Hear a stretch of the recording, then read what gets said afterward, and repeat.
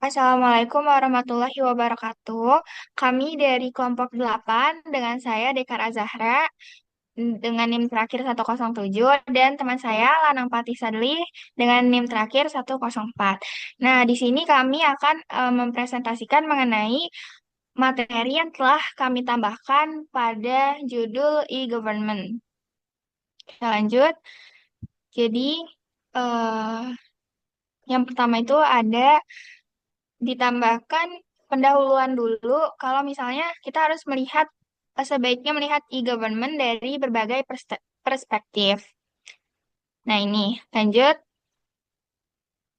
Kemudian kita akan mulai dengan memahami terlebih dahulu kenapa harus tahu berbagai perspektif dari e-government. Lanjut.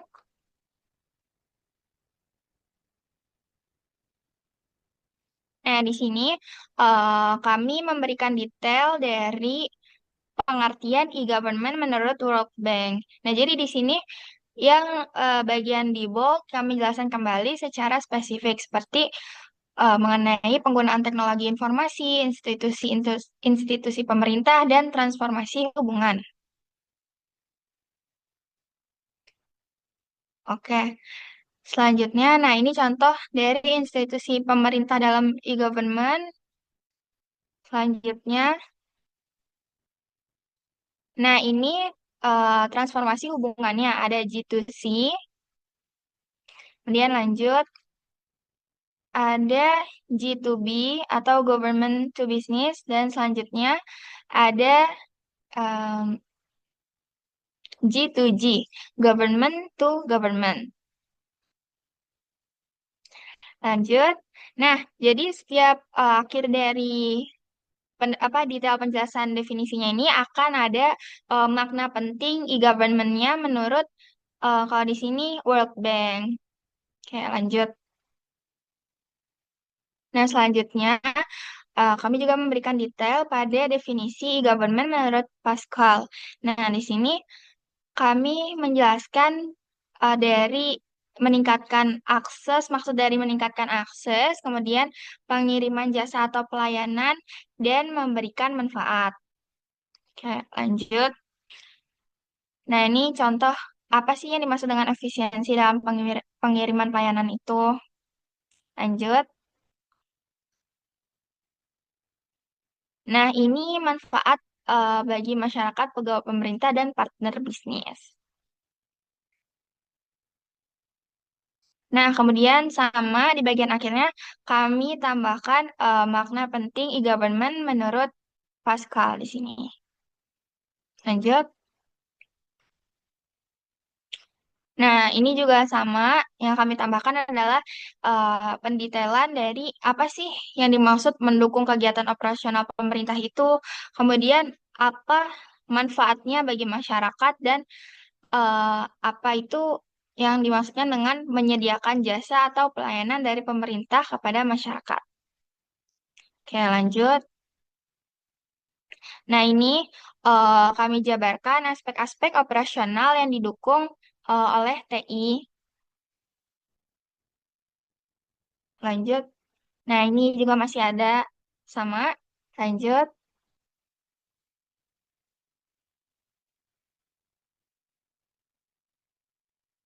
Nah, kemudian ada juga hubungan antara operasional internal yang efisien dengan kualitas layanan eksternal. Ada contohnya juga. Nah, lanjut. Nah, ini juga ada manfaatnya. Nah, ini dampak efisiensinya. Nah, kemudian juga sama di akhirnya ada makna penting e-government menurut Dawes. Nah, yang ini ada e-government menurut Turban. Jadi di sini akan dijelaskan mengenai teknologi informasi secara umum, kemudian e-commerce secara khusus, apa itu akses yang menyenangkan, dan apa itu menyediakan pengiriman jasa publik. Lanjut. Nah, ini penjelasannya. Lanjut. Nah, ini juga penjelasan dari e-commerce-nya. Ini juga konsep akses yang menyenangkan. Nah, itu ada kriterianya. Lanjut. Nah, ini ada contoh dari layanannya. Lanjut. Nah, kemudian di akhirnya juga ada makna penting menurut Purba. Nah, lanjut. Setelah definisinya selesai, kami menjabarkan lebih lanjut tujuan dari e-government. Di sini ada membangun jaringan informasi pelayanan publik. Nah, di sini kami juga kasih contoh implementasinya.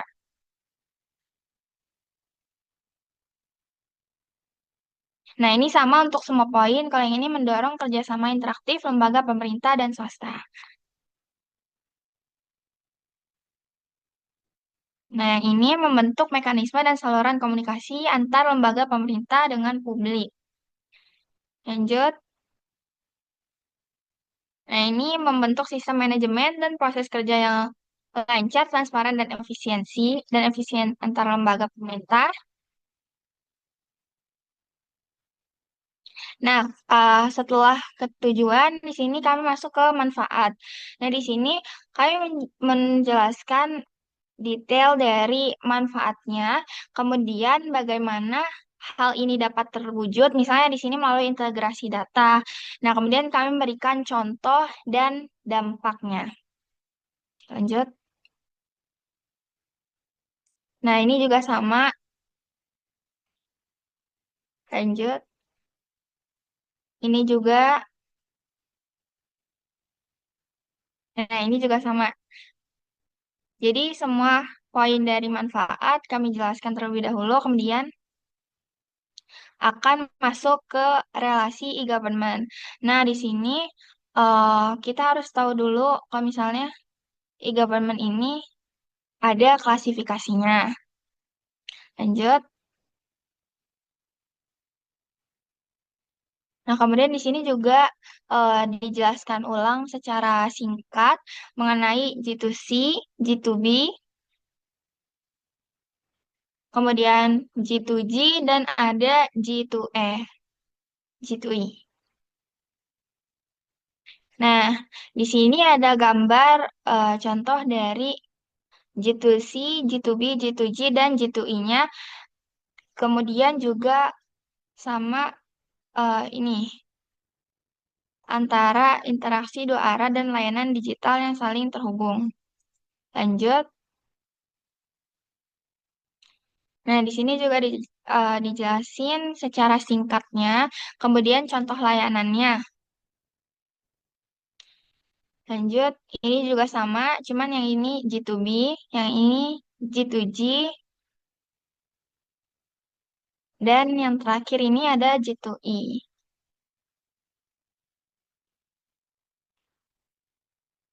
Nah, selanjutnya ada tingkatan e-government menurut Wild.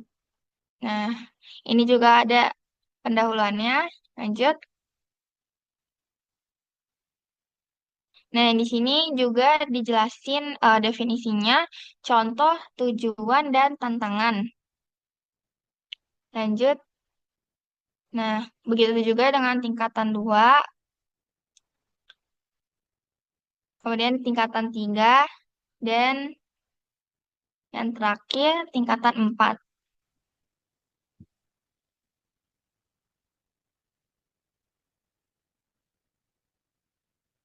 Nah, jadi ini juga ada kesimpulannya dari 4 tingkatan e-government ini. Sampai sekarang masuk di pengembangan e-government-nya ada 4 unsurnya, yaitu ada visi, kendali, eksekusi, dan dukungan. Nah, di sini ada penjelasan dari visi, ada fungsinya dan implikasinya, dan di sini ada kendali juga menjelaskan secara singkat, terus ada fungsi dan hubungannya. Nah, di sini juga ada eksekusi, penjelasan singkat, fungsi dan hubungannya, dan yang terakhir ada dukungannya. Nah, sekarang kita masuk ke arsitektur e-government, terdiri dari 4 lapis. Di sini ada lapis pertama itu ada akses, Di sini ada secara singkat, terus juga ada fungsinya, komponen kunci, dan fokus kepada modern saat ini. Di sini juga ada lapis 2, portal atau pelayanan publik. Di sini juga ada lapis ketiga, organisasi dan pengelolaan informasi. Dan lapis yang terakhir keempat ada lapis infrastruktur dan aplikasi dasar. Nah, sekarang kita masuk di e-government di Indonesia. Jadi di e-government di Indonesia itu ada tonggak awal dan perkembangannya, yaitu ada yang satu itu ada instruksi Presiden nomor 3 tahun 2003 dan perkembangan domain.go.id. Nah, yang kedua itu ada kendala dan faktor keberhasilannya. Jadi kendala di sini ada penjelasan kendala utamanya dan faktor keberhasilan dari e-government di Indonesia. Nah, yang terakhir itu ada peran partisipasi pada masyarakat. Jadi keberhasilan e-government di Indonesia sangat bergantung pada kolaborasi antara pemerintah dan masyarakat. Nah, sekarang kita masuk pada keamanan pada sistem e-government.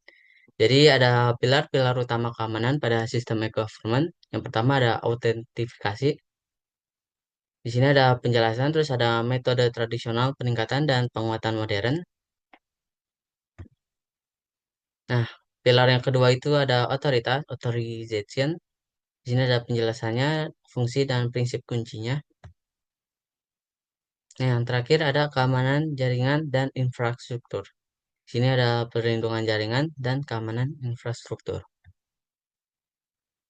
Oke, di sini juga kita memberikan kesimpulan dari semua materi-materi dari awal dari e-government sampai aturan-aturan, tahapan, dan suatu sistem yang dilapis dengan pengamanan. Nah, di sini kita mengambil dari beberapa jurnal yang ada. Oke, cukup sekian dari penambahan materi kita pada PPT materi e-government untuk mata kuliah Sistem Informasi Manajemen. Sekian presentasi dari kelompok 8. Itu semua merupakan penambahan materi dari e-government. Wassalamualaikum warahmatullahi wabarakatuh.